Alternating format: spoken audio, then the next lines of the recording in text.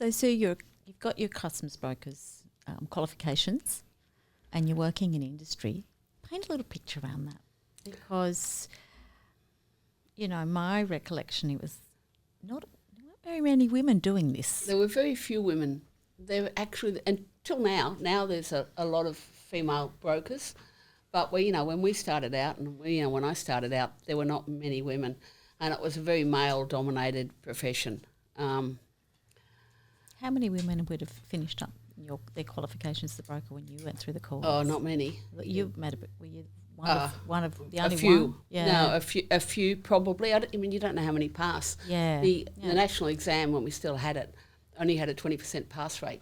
Because you have to have that 70%. That's right. And you need to have it. It's not just, it's too hard. It's just, as I said earlier, you're going to put someone out of business or ruin the economy or environment of the country if you get it badly wrong enough. Absolutely. So I worked there and then patently I'm short of money because Paula died and there was no money and I had a mortgage, and I was asked to start to teach later that year, and so I did. So started teaching the broker's course? Yeah. Excellent. And so I did. With the TAFE? Was this with the TAFE at the time? Yeah. TAFE at the time. Because it was only the TAFEs that offered it. Yep. Yeah. So I was teaching at St George TAFE, which still offers it, and I was also teaching at Petersham. Not only is the course no longer offered there, the TAFE is no longer there, I think. Yeah. I think it's gone. But anyway, I was teaching at the two of them, all sorts of subject.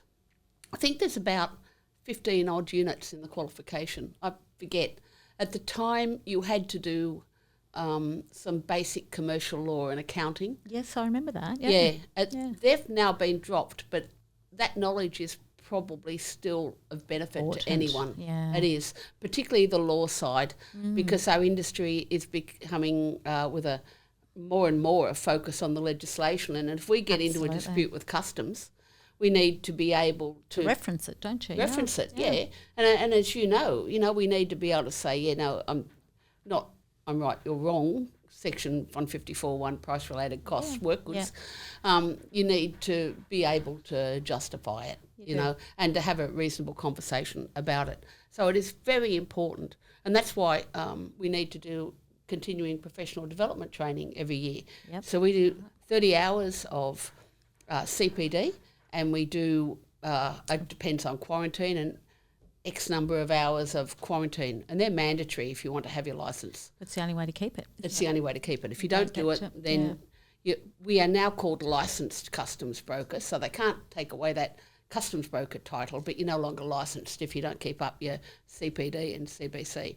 And it is true, we are licensed. We're licensed by the federal government. That's right. That's right. There's about 1,800 licensed brokers in Australia, I think, but probably only 2/3 of them are actually operational.